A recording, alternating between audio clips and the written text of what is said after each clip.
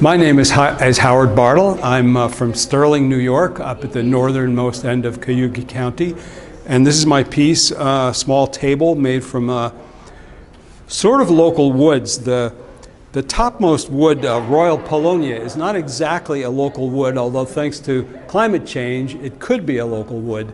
It was actually a small tree that I imported from one of my woodworking friends in Bucks County, Pennsylvania. And I had it in a small pot, which I set by my kitchen door on the south side of the house, trying to figure out a place to plant the tree. And next thing I knew, the tree had taken roots. And so it had planted itself effectively a little too close to the kitchen door and a little too close to the house. But at any rate, it's still there. The tree is there, despite the fact that, as you see, part of it was harvested. It had a big branch that came off at a strange angle, and I think perhaps died, that is volunteered to become a piece of woodwork.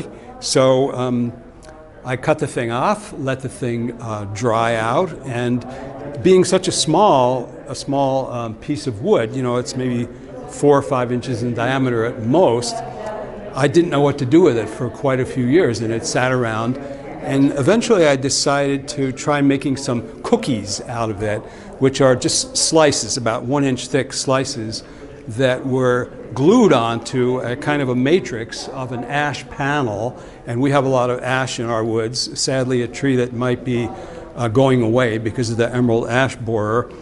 And so I made an arrangement of these cookies, glued them onto the panel, and used another infill, and then decided to sculpt the whole thing into a tabletop, and used some other native woods, elm and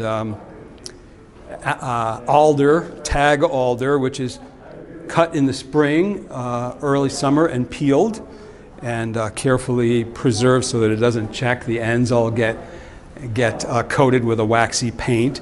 And then the thing is assembled, and as I said in my statement, round tenons, that is, sockets that are made of round holes, and tenons that are either sculpted by hand or made with a tenon cutter, are beautiful in that they're round, like the original material was typically roundish, and then also they're able to be rotated and turned within the socket, so there's infinite possibilities.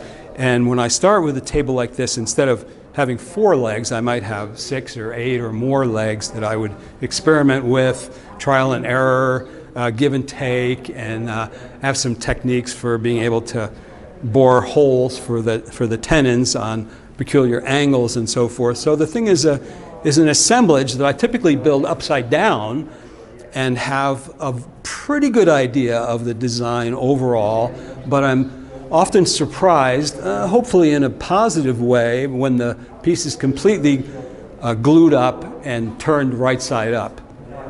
And then, of course, finished a little more carefully and oiled to provide something of a permanent finish.